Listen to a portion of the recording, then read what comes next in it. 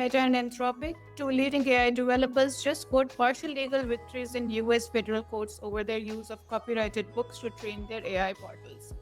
But what do these rulings really mean for the authors, for tech companies, and for the future of content creation? Let's start with a bit of a background for context. At the heart of these lawsuits lies a key question. Can the artificial intelligence companies legally use copyrighted materials like books and articles to train their models without the creator's permission? And if so, where do we draw the line between fair use and infringement? This is a part of a much larger debate as to how the generative AI model learns and whether it's fundamentally different from how humans absorb information. The courts are now being asked to answer this question.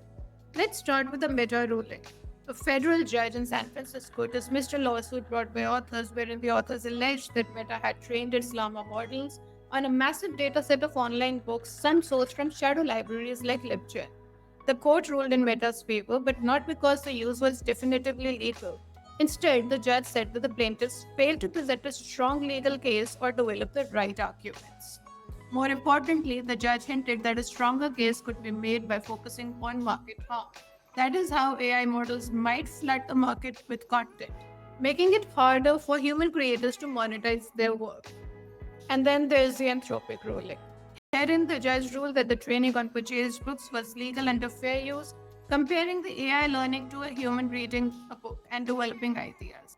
But, and this is crucial, the judge drew a clear line. Training on pirated content does not qualify. This issue will go to trial separately.